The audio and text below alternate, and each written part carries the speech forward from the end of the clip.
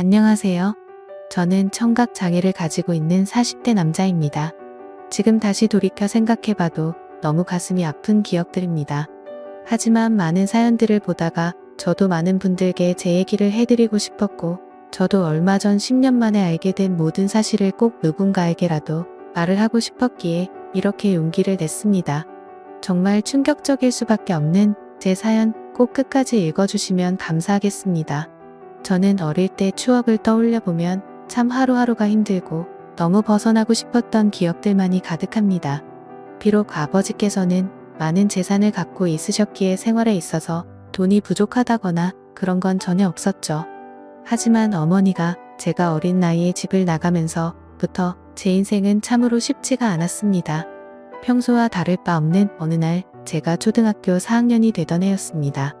아버지는 갑자기 저보다 2살이 어린 잘생긴 남자아이를 데리고 오더니 제 친동생이니 인사를 하라고 했습니다.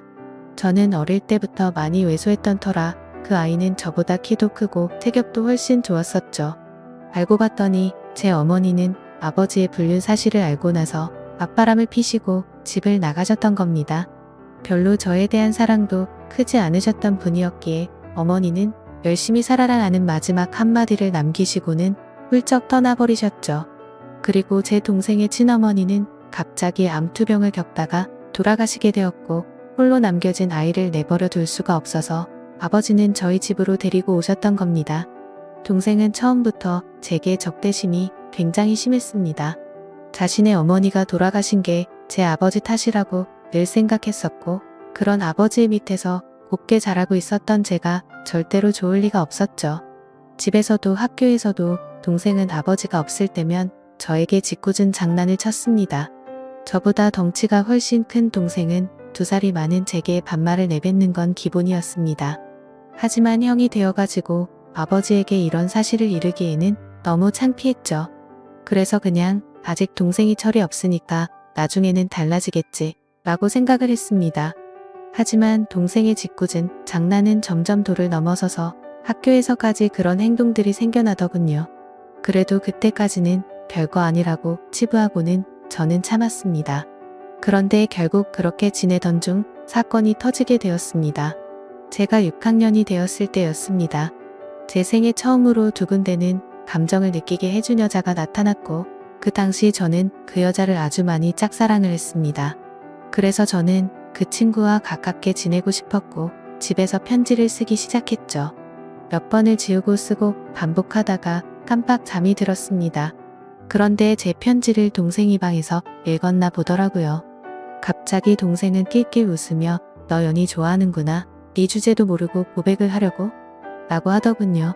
그래서 저는 처음으로 동생에게 화를 냈습니다. 왜 함부로 내 편지 읽고 그러냐며 욕을 하고 뛰쳐나갔죠. 그날 이후로 며칠이 지났을 때였습니다. 학교를 마치고 집으로 가고 있는데 저 멀리서 제 동생이 연희의 손을 잡고 제가 있는 쪽으로 걸어오고 있더군요. 그러면서 동생은 저를 가리키며 "우리 형인데 같은 반이라며?" 라고 웃더라고요. 그때부터 저는 도저히 참을 수가 없었습니다. 눈물이 나는 걸 질끈 참고 집으로 뛰어갔습니다. 집에 가자마자 분노가 폭발해서 펑펑 울면서 눈에 보이는 동생의 물건을 모두 다 던졌고 옷도 가위로 마구 찢어버렸죠. 30분 정도가 지났을 무렵 동생도 집으로 들어오더니 제게 뛰어들었습니다. 신체적으로 제가 당연히 불리했지만 저도 눈이 돌아간 상태여서 동생의 멱살을 잡고 서로가 처음으로 몸싸움을 하게 된 날이었죠. 그런데 정말 뜻하지 않은 큰 사고 벌어지고 말았습니다. 서로 몸싸움을 하다가 저는 옆으로 넘어지면서 귀가 가구에 크게 부딪혔고 결국 응급실에 실려가는 일까지 생겨버렸습니다. 치료가 끝나고 저는 한쪽 귀가 들리지가 않아서 이상하다고 생각하고 있는데 아버지는 눈가가 촉촉해 있었고 의사 선생님은 조심스럽게 말했습니다. 너무 안타깝지만 한쪽 귀가 영구적으로 청력 손실이 되었다고 하더라고요. 아직 어린 나이에 평생 제 귀가 상했다는 소리를 듣자마자 너무 화가 났습니다. 구석에 있는 동생에게 욕을 해대면서 달려들었고 마구 때렸습니다. 그러자 동생은 "네가 먼저 해놓고 왜 자기 보고 그러냐며 소리를 치더라고요. 그날 이후로 저는 한쪽 귀를 잃게 되었고 훗날 웃고 지낼 줄만 알았던 동생도 잃게 되었습니다. 학창 시절 내내 저는 귀가 잘 들리지 않아서 괴로운 생활을 보내게 되었습니다. 그런 원망들은 고스란히 동생에게 갔죠. 집에서 얼굴을 마주쳐도 서로가 한마디도 하지 않았고 꿈에서조차 나오면 욕을 하면서 깰 정도로 많이 증오했습니다. 그렇게 학창 시절을 겨우겨우 버텨냈습니다. 그리고 20살이 되자 저는 바로 독립을 하겠다고 아버지에게 말씀을 드렸고 예전보다 훨씬 마음 편하게 대학 생활도 즐기고 평범한 나날을 보냈습니다. 동생을 마주하지 않으니 다른 건 다 필요 없었고 마냥 행복했었죠. 그러다 제가 25살이 되던 해에 갑자기 병원에서 연락이 왔는데 충격적인 소식을 들려줬습니다. 지금 아버지께서 사고가 나셔서 마음의 준비를 하고 당장 오셔야 할 것 같다고 하더라고요. 저는 미친 듯이 울면서 곧바로 고향으로 내려갔습니다. 아버지께서는 의식이 없으신 상태셨고 동생은 군대에 가 있었던 상황이라 보이지가 않았습니다. 제발 아버지가 깨어나시길 간절히 바랬지만 결국 제 바람은 이루어지지가 않았죠. 아버님은 그렇게 제 곁을 떠나시게 되었고 제게는 가족이라고는 서류상으로 있는 형식적인 동생만 존재할 뿐 사실상 제 곁에는 아무도 없어지게 되었습니다. 그렇게 장례를 치르고 있는데 변호사분이 찾아와서 제게 유산에 관련한 걸 안내해 주더군요. 아버지는 제게 미안한 마음이 크셨는지 본인 재산의 90%를 제게 상속하셨고 10%는 동생에게 남긴다는 내용이었습니다. 그리고 제 의지에 따라서 재산을 더 분배할 수가 있다고 되어 있었죠. 동생도 아버지의 소식을 듣고 휴가를 나왔고 저는 그 모습을 보자마자 욕이 나왔고 도저히 마주치기가 싫었습니다. 그래서 그냥 내가 있을 테니 너는 그냥 눈에 띄지 말고 들어가라고 말했죠. 울고 있던 동생은 네가 뭔데 이래라 저래라냐며 또 티격태격하게 됐고 유산은 어차피 너한테 10%밖에 가지 않을 거니까 그렇게 알고 있으라고 말했고 마음 같아서는 1%도 주기 싫다고 역겨우니까 말도 걸지 말라고 하고는 나와버렸습니다. 그런데 원래 성격 같아서는 날뛰었어야 할 얘가 가만히 있더라고요. 아무쪼록 그렇게 아버지를 떠나보내게 되고 나서 저는 다시 서울로 올라가서 생활을 시작하게 됐습니다. 3년이라는 시간이 금방 흘러갔고 전 아내를 만나게 되었습니다. 저는 청각장애가 있던 터라 평범한 직장을 구하기는 어려웠습니다. 하지만 아버지께서 남겨주신 재산이 있었기에 저축만 해두고 살아도 충분해서 간단한 재테크들만 할 뿐 별다른 일을 하지 않고 지냈었죠. 그런데 어느 날 자주 가던 부동산에서 중개업자분이 저보고 결혼을 해야 할 때 되지 않았냐고 하더니 소개를 시켜준다고 하더라고요. 자신이 아는 분의 딸인데 지금 스튜어디스를 하고 있고 얼굴도 예쁘고 착하다면서 저를 설득했죠. 하지만 저는 여자가 너무 두려웠습니다.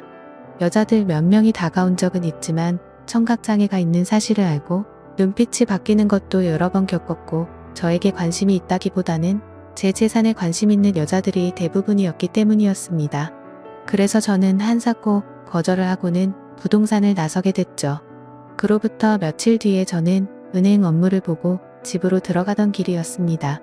근데 저 멀리서 부동산 중개업자분이 어떤 여성분이랑 같이 서 있더군요.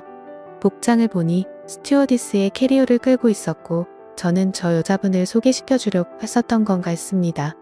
가까이 다가가서 인사를 하는데 얼굴을 보자마자 저는 정말 첫눈에 반해버렸습니다. 너무 예쁜 외모에 뭔가 전문적인 복장을 입고 제게 방긋 웃는데 그 모습에 푹 빠진 거죠. 그래서 저는 너무 설레는 마음에 부끄럽게 인사를 하고는 도망치듯 금방 집으로 들어가 버렸고요. 그런데 제 자신도 모르게 자꾸만 그녀의 모습이 떠오르더라고요. 조금만 있으면 괜찮겠지 하는 마음으로 며칠 동안을 참으며 보냈지만 도저히 참지 못하겠더라고요. 저는 곧바로 그 부동산으로 향했고 중개업자분에게 소개를 받겠다고 말을 했습니다. 근데 중개업자는 갑자기 웃더니 그러게 진작 소개받으라니까 벌써 다른 남자랑 소개받았다고 하더라고요. 그래서 저는 제 자신을 한탄하면서 알겠습니다 하고 돌아서려는데 일단 여자분한테 한번 물어나 볼게요 라고 해서 저는 금세 기분이 좋아졌습니다. 그렇게 다행히도 여자분은 소개받은 남자와 잘 안됐다며 소개를 받아보겠다고 했다고 하더라고요. 며칠 뒤 소개를 받기로 한 날 저는 처음으로 미용실도 가고 명품 옷도 사서 최대한 저를 깔끔하게 꾸미고 약속 장소로 나갔습니다. 그녀도 약속 시간에 맞춰서 나오게 되었고 활짝 웃으며 제게 인사를 하는데 평상복을 입어도 너무 아름다웠기에 저는 눈을 떼지를 못했습니다. 나이는 저와 동갑이었고 결혼 정년기가 되어서 빨리 결혼을 하고 싶어서 마음에 맞는 사람을 찾고 있다고 하더군요. 저는 최대한 그녀의 발언에 뭐든지 수긍을 하면서 호감을 사려고 노력했습니다. 그런데 다른 사람들과는 달라서 더욱 마음에 들었습니다. 제가 청각 장애가 있다는 사실에도 놀라지 않았고 재산이 이 정도 된다고 해도 그렇구나 하면서 별로 놀라지를 않더라고요. 그래서 모욕도 없고 사람을 편견하지 않는구나 싶어서 저는 더욱 빠지게 되었습니다. 결국 저의 적극적인 대시에 그녀와 저는 연인이 되었죠. 결혼을 전제로 만나다 보니 주로 하는 이야기가 미래에 대한 이야기였죠.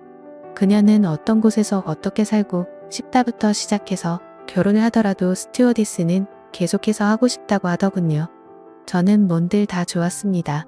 그녀만 저와 함께 할 수 있다면 제 모든 걸 다 바칠 준비가 되어 있었죠. 그렇게 저희는 연애를 시작한 지 6개월도 되지 않아서 곧바로 결혼을 하게 되었습니다. 결혼을 한 뒤로 6개월간은 그 누구도 부럽지 않게 많이 행복했습니다. 그런데 제가 알던 제 아내는 어느 순간부터 다른 사람처럼 점점 변해가더라고요. 쉬는 날에는 백화점에 가서 1,000만 원이 넘게 쓰는 게 일상이었고 새벽 늦게까지 연락이 안 되는 건 기본이더라고요. 저도 그때는 정신이 나갔었던 것 같습니다. 그렇게 하는데도 저는 다 좋았고 불만이 크게 없었거든요. 그런데 결혼 1년차 때부터는 제 아내는 저를 벌레 보듯이 무시를 하기 시작했고 잦은 비행으로 출장을 가면 연락이 안 되는 건 너무 당연하다는 듯이 반복됐습니다. 심지어 우연치 않게 휴대폰을 보니 출장 가서 다른 남자들과 사진 찍은 것도 봤지만 그냥 용서를 해주고 넘어갔습니다. 하지만 그렇게 몇 번을 더 바람을 피더니 나중에는 대놓고 남자친구가 생겼다고 그런 말들을 당당하게 하더라고요. 저는 그때 당시에는 아무 말도 하지 못했습니다. 너무나도 사랑했던 탓에 이미 제 사고방식은 정상적인 작동이 불가능했죠. 그냥 그렇게 밖에서 놀고 다녀도 항상 집에는 들어오니깐 이런 말도 안 되는 생각을 갖고 살았습니다. 그리고 바람피는 모습이 제 눈에만 안 보이면 어느 정도 참을 수 있다라고 생각을 하고 버텼습니다. 그런데 어느 날 저는 정말 너무나도 충격적인 모습을 보고야 말았습니다. 제가 사업과 관련해서 미팅이 있어서 호텔 로비에서 커피를 마시고 있었습니다. 그런데 익숙한 모습의 여성이 보이더군요. 바로 제 아내였습니다. 말로만 들었지 실제로 저렇게 호텔을 드나드는 걸 보니 너무 화가 나더군요. 그리고 더 충격적인 건 옆에 있던 남자였습니다. 아버지가 돌아가신 뒤로 단 한 번도 연락하지 않았던 바로 제 친동생이었습니다. 그때 문득 생각이 들었습니다. 재산을 조금 받고도 조용했던 이유가 저렇게 내 재산을 노리고 접근하려고 했던 거구나 생각했죠. 저는 곧장 폭발할 것만 같은 마음을 추스르면서 조용히 둘을 따라갔습니다. 사실 그때는 제발 제가 생각하는 게 아니길 바라는 마음으로 따라갔죠. 그런데 결국 그 둘은 같이 한 방으로 들어가게 되었고 저는 조용히 문 밖에서 눈물을 흘리면서 비참하게 서 있었습니다. 30분가량이 지나고 벨을 눌렀죠. 그러자 문이 열리더니 제 동생이 가운만 입은 채로 문을 열더라고요. 깜짝 놀라는 동생을 보자마자 욕을 하고 몸싸움을 했습니다. 그러자 아내는 소리를 질러댔고 결국 경찰까지 부르게 되었죠. 저는 동생에게 일부러 접근했냐고 욕을 했습니다. 그러자 아내는 출장을 가다가 자신이 먼저 연락처를 물어봤고 만났다며 무슨 헛소리냐고 소리치더라고요. 참 황당하게도 바람 피운 걸 자랑이라도 된다는 듯이 저를 무시했습니다. 그러자 동생은 한마디 하더군요. 이제 모든 사실을 알았으면 그만 빌붙고 이혼 도장 찍고 꺼지라고 말하더라고요. 그러자 아내는 옆에서 비웃으면서 이제는 도저히 같이 못 살겠다며 말하는데 정말 가슴이 무너져 내리는 것 같아서 소리내서 펑펑 울었습니다. 너무 행복하다고 생각했던 제 가정이 이렇게 무너지다니 믿을 수가 없었죠. 그때부터는 저도 도저히 버틸 자신이 없었고 모든 걸 내려놓기로 했습니다. 그렇게 저는 아내와 결혼 생활 2년 만에 결국 끝을 맺고 말았고 아내와 동생은 주변 사람들의 눈을 피해서 해외로 이민을 가게 됐죠. 그 뒤로 매일같이 술만 마셔댔고 일상생활을 전혀 하지 않고 살았습니다. 제 인생은 도대체 왜 이런가 싶었고 사람에 대한 배신이 너무 컸기에 앞으로 어떻게 살아갈 것인가만 고민했던 것 같습니다. 그런데 사람은 결국 시간이 모든 걸 해준다고 하네. 2해가 지나갈수록 저도 모르게 웃고 지내고 있더라고요. 그러다가 지금의 제 아내를 만나게 되었습니다. 너무 힘든 시기여서 여자에 대한 적대감이 심했었지만 너무나도 자연스럽게 제 마음속으로 들어오더니 지금은 결혼한 지 6년 차지만 단 한 번도 다툼 없이 행복하게 지내고 있습니다. 전 아내와 달리 사치도 절대 부리지 않고 항상 알뜰하게 저축하고 지내는 그런 천사 같은 여자를 만나게 되었습니다. 그러다가 2달 전쯤 갑자기 10년 만에 전 아내에게서 연락이 왔습니다. 해외 번호라 혹시나 싶었지만 그 혹시나가 맞더라고요. 저는 차갑게 말했습니다. 무슨 염치로 감히 나한테 전화를 다 하냐고 했죠. 예전에 있었던 일은 미안했다며 사과부터 하더군요. 그리고 그 다음으로 한 말은 정말 좀 많이 놀랐습니다. 사실은 동생이 이민을 오고 나서 2년도 채우지 못하고 세상을 떠났다고 하더라고요. 술만 마시면 매일같이 욕하던 동생이 이미 이 세상에 없다고 하니 너무 많이 놀랐습니다. 그래서 말을 더듬으며 물었습니다. 아니 왜 갑자기 멀쩡하던 애가 왜 죽었냐고, 그리고 죽은 지가 8년이 됐는데 그걸 왜 이제 말하냐고 했습니다. 그러자 전 아내는 할 얘기가 많은데 전해줄 것도 있으니까 다음 주에 들어가서 만나서 이야기하자고 하더라고요. 그렇게 일주일이 흐르고 난 뒤 저는 전 아내와 만나게 되었습니다.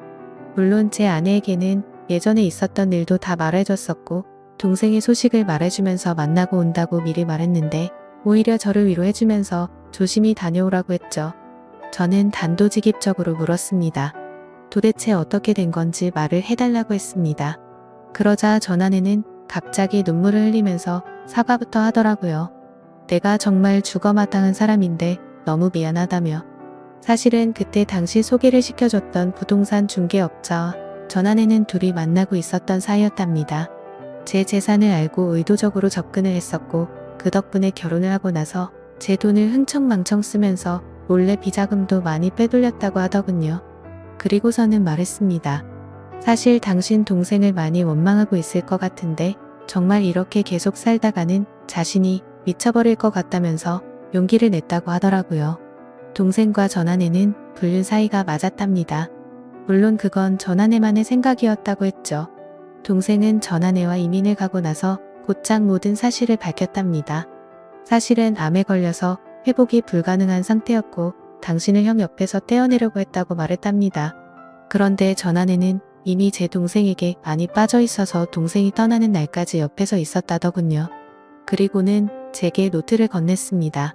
사실 동생은 절대로 이 비밀을 제게 말하지 말라고 해서 평생 말하지 않으려고 했답니다.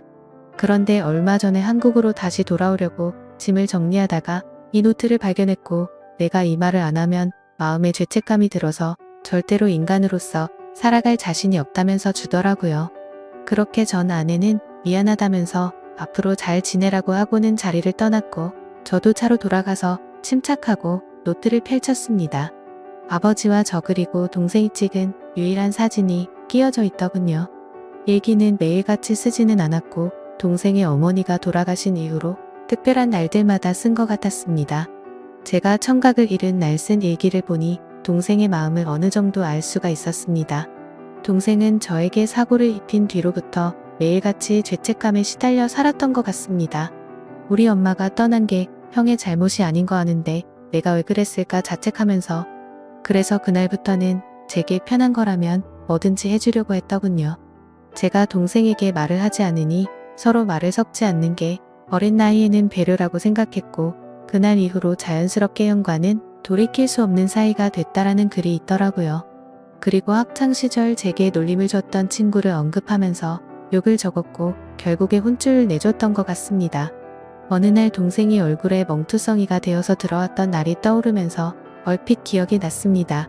아버지가 돌아가신 이후로는 자신이 눈에 띄지 않는 게 형의 행복이라 생각했고 절대로 다시는 나타나지 않으려고 했답니다. 그런데 가망이 없는 암이 걸렸다는 사실을 알게 되었고 저를 마지막으로 멀리서나마 보고 가려고 했답니다. 그렇게 저희 집으로 오던 중에 전 아내가 다른 남자와 저희 집으로 들어가는 걸 봤답니다. 동생은 제 결혼식도 멀리서 지켜봤었기에 아내의 얼굴을 알고 있었죠. 그래서 당장 뛰쳐들어가서 다 부숴버릴까도 생각도 했지만 제 성격을 너무 잘 아는 동생은 침착하게 자세한 내막을 알아봤고 자신이 나서봤자 제가 이혼하지 않을 거란 걸 알았답니다. 그래서 전 아내를 유혹해서 아무도 모르게 이혼을 시키려고 했는데 그날 호텔에서 우연치 않게 현장에서 걸려버리고 말았답니다. 그리고는 동생이 모진 말을 하자 형이 펑펑 우는데 가슴이 찢어지는 것 같아서 그날 밤새도록 울었다네요. 저는 그 글을 보는 순간 또 다시 미친 듯이 눈물이 났습니다. 동생의 마음을 몰라줬던 게 제 자신에게 너무 원망스러웠고 저를 위해서 자신을 희생하고 떠나간 동생이 너무 많이 보고 싶었습니다. 아마도 지금 제 아내를 제 동생이 보내준 게 아닌가 하는 생각까지 들었어요. 그래서 그날 저는 집으로 들어가서 아내를 보니까 어린 아이가 된 것 마냥 너무 슬퍼서 소리내서 펑펑 울었습니다. 아내도 함께 울면서 앞으로라도 동생이 저 세상에서 행복할 수 있게 기도하자며 저를 위로해주더군요. 저는 형으로서 너무 한심했습니다. 어릴 때 실수로 일어난 그 사고를 유연하게 넘어가지 못해서 모든 짐을 동생에게 떠넘긴 것 같아서 너무 미안했습니다. 제 동생도 그 어린 나이에 엄마를 일찍 떠나보내고 모든 게 삐뚤어져 보이는 상처 많은 어린 아이였을 뿐이었는데 말이죠. 앞으로 저는 제 동생을 평생 그리워하면서 살아갈 것 같습니다. 이 글을 읽는 분들, 제 동생이 저 세상에서 마음 편히 지낼 수 있게 짧게나마 위로해줬으면 하는 바람입니다. 소중한 시간, 제 글을 읽어주셔서 모든 분들께 감사드립니다. 항상 행복하세요.